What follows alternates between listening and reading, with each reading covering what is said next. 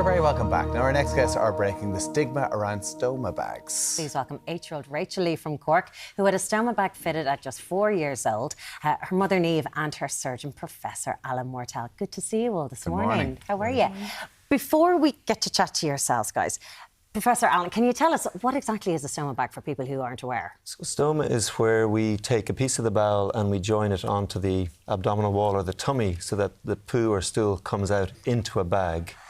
And it's usually a temporary thing that we do, but in some children they may need it for longer or in rare cases possibly for life. Okay. Is it quite an invasive procedure? It is, but it's something that we do a fair amount of in Children's Health Ireland, so if it's needed, we do it, and most children recover well from it.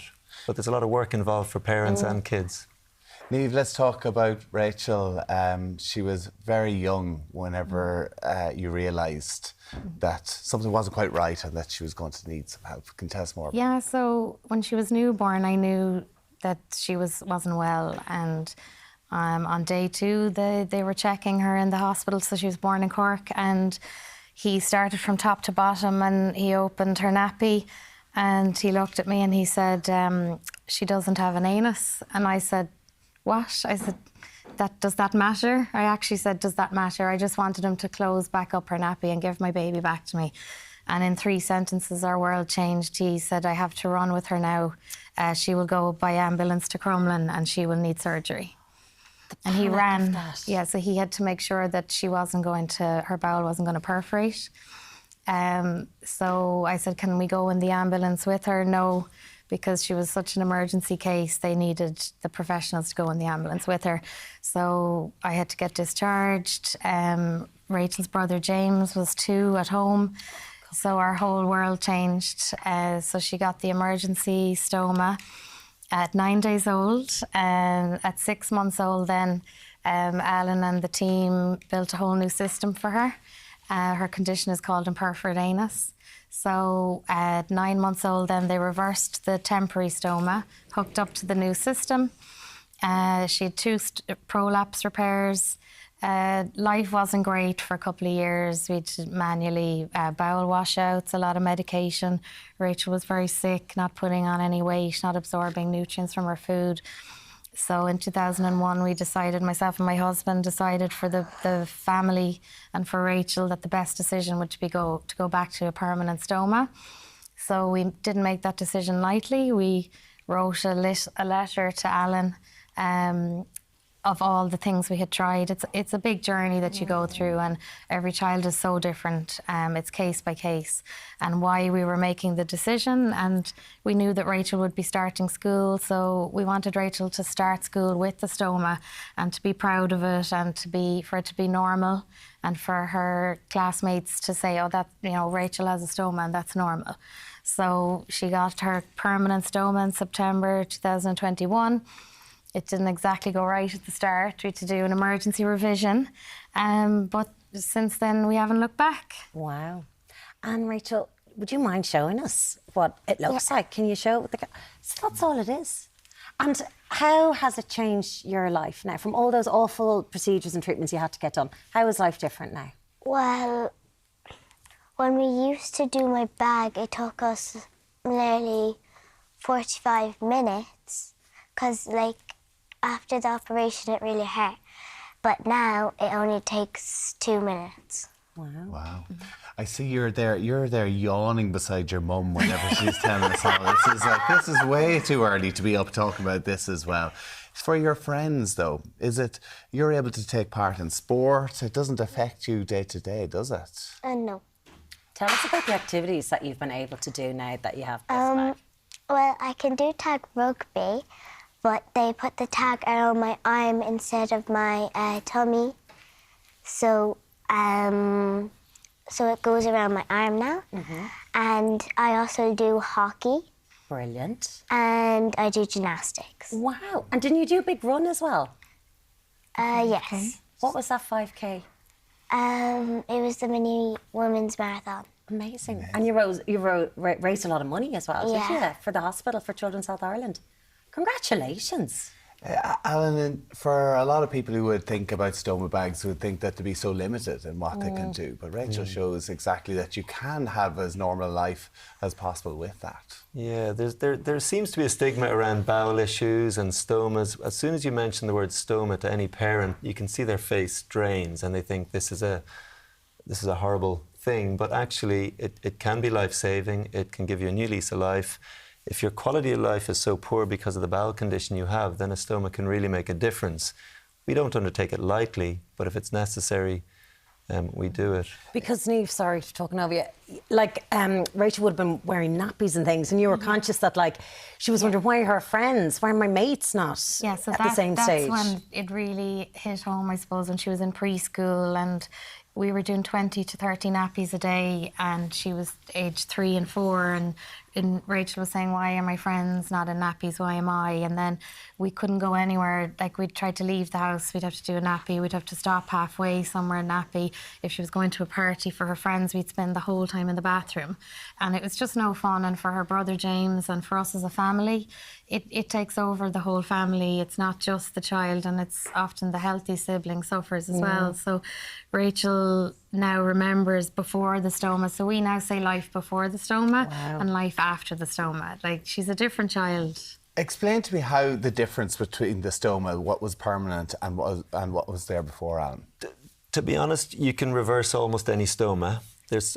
But I suppose in Rachel's case, she was having such difficulty with not having a stoma that we felt that this would be the best long-term option for her.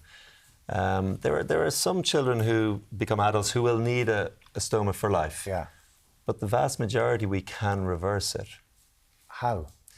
Oh, you can join the bowel back up again. Right. But it depends what trouble it causes. You know, if you've got uncontrolled constipation or if you've got soiling, excoriation of your skin, if you can't control your bowel, that's a big impact on your quality of life. Whereas the bag gives you control. So Rachel has control now because she can decide when to change her bag. And Niamh, are there any misconceptions that people might have? Like you said, Alan, you know, when you mentioned this as a possibility to parents, the life drains out of their face because they just don't know what it means. They might think it's messy or what will life be like? So are there any misconceptions that people might have? Because what you're showing is like, you can get sequin covers for a stoma bag. It's incredible. Yeah, so it's really only a few simple products and they make it fun for kids. Like, so this is the lollipop, the donut, this is her base and it's pre-cut, so the little, we call these the doggy ears, and she just clips on the bag and then she has these fun covers that you can get, handmade, different like sparkles, she picks her colours. So Hollister and Ballina make all her products and they kindly arranged for these to be made for her. And she got to see the plant and everything, the production plant there in the summer. She's wrecked. But I think people maybe think, oh, it's that there might be a smell or that it's going to take ages or that you know, where am I going to do the bag? Will it impact my life? Will I not be able to go anywhere? Like, can I still have a bath? Can I still shower? Can I still swim? Can I still go to the beach? She does all those things. In terms of skin rashes, though, that's a big issue. Yeah, so it's really important to use the right products on the skin. So we're always maintaining the skin around her stoma, which is why the products are so good, because like so important, because the products have special skin treatment in them. So, and these like skin barrier products. So we're just always minding her bag, always minding the skin, because if it leaks, you have to change it straight away because that stool on the skin, it's quite like it's much stronger probably than a normal stool. So it's more concentrated. So you have to. She'll know herself. She'll say, "Mom, I need to do my bag." Wow. Yeah. I love what the nurse in Crumlin said to you. She's like, look, in a couple of years' time, you'll be emptying this bag on a park bench. Yeah. Like, this will become so normal to you. And that's obviously what has happened. It's totally normal. I thought we're never leaving the house again.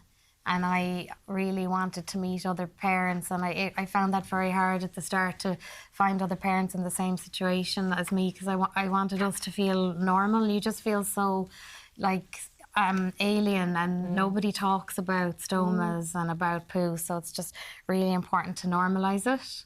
Can you tell us a little bit more about you're raising money for Children's Health Ireland, the Save a Smile's Curly? How can people get involved? Yeah, so there's you can text Save a Smile to 5300, or on the childrenshealth.ie page website there's a Save a Smile donation, and I suppose the funds will help. It's just enhancing family and patient experiences in the hospital, because Crumlin can be a really scary, frightening, lonely place initially, but when you're there, it's actually a wonderful place, and it's the small things like the art therapy that Rachel was able to do. She's able to do preschool in the hospital, the music therapy, also to be able to do research into rare conditions like Rachel's.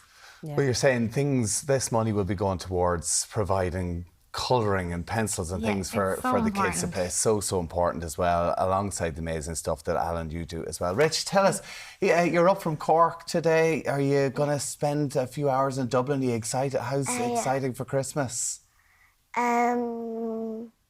What are you hoping to get for Christmas this year? A new purple bike. Gorgeous. And look at your beautiful... Is that one of those Pandora bracelets? Yeah. Oh, lovely. I wouldn't be surprised if we get an extra charm for that now this Christmas. A new charm. Always. What's your teacher called? Do you want to give a shout out to the camera to your best friend and your teacher at home? Well, my teacher, Susan. Yeah. She's a really nice teacher. Okay, and who's your best class? friends? My best friend is Melanie, Robin, and Eve. Oh, Loads. Melanie, Robin, and Eve. Loads of besties. So nice to meet you, Rachel. Thank you so much for coming in to see us this morning, Rachel. Thank you Fair so play much. to Niamh as well. Of course, if people do want to get involved, Children's Health Ireland, the Save a Smile campaign, will be raising money for wonderful funds. Consultant in paediatric surgery in Crumlin Temple Street, Professor Alan Mortell, thank you so much for coming in. And Niamh and Rachel Lee, thank you both. Thank you so much.